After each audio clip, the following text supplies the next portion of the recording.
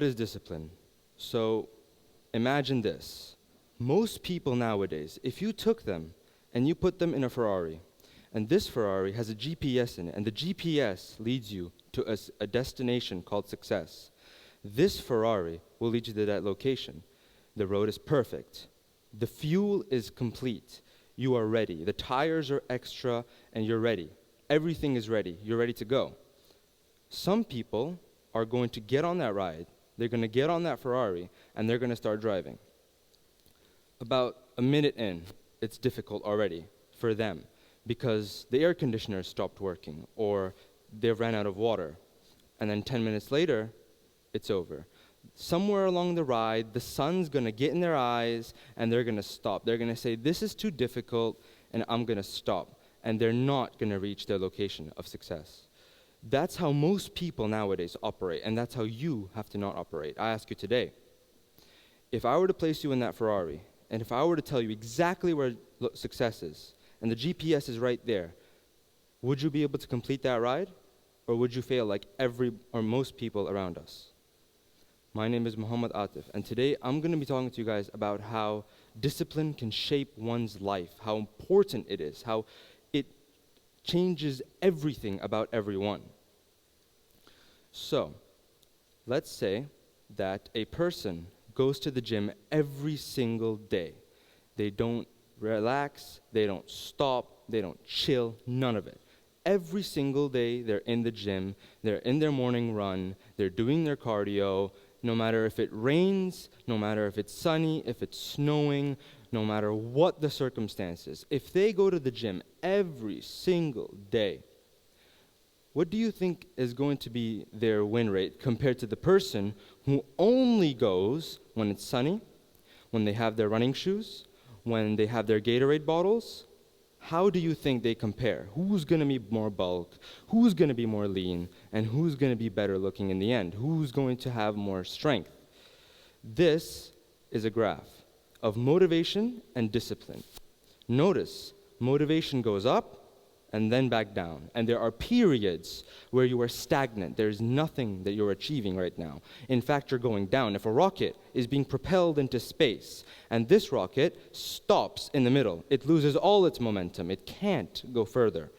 This rocket, even if you press the button again, you're not going to go up as efficiently.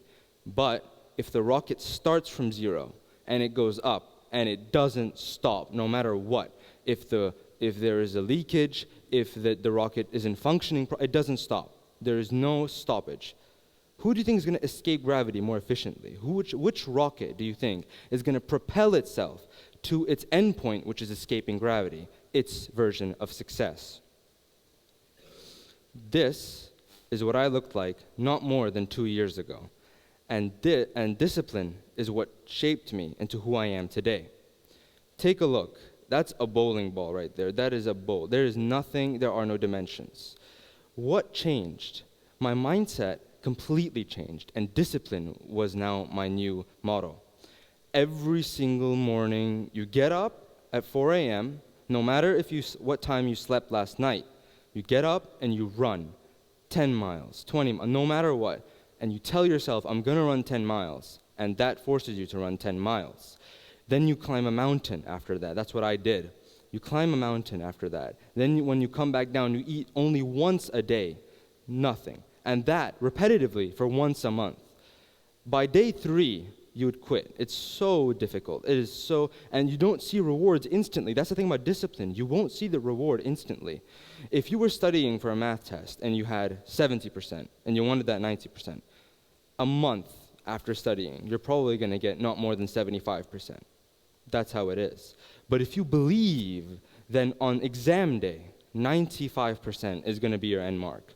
And that's how discipline works. It only tests the people who have the willpower to continue regardless. I ask you today that close your eyes and paint this scenario in your mind. 100 people at the bottom of a mountain, and the top is a pot of gold. The pot of gold has never been touched by anyone, and it is the most refined, it is perfect, it is the best gold that is out there on the market. If the path was difficult, no one would reach it. Or if not no one person would reach it. That's how it is in life. Life is a game, and it's the only game we all play.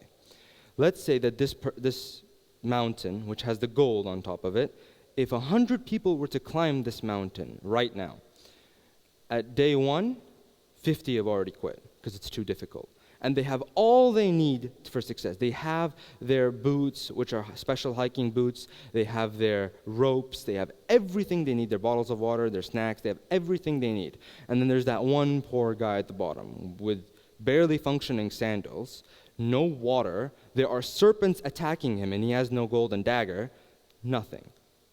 But by some miracle, the man at the bottom, this poor man, is the winner, and everyone else has fallen off or has lost to an excuse.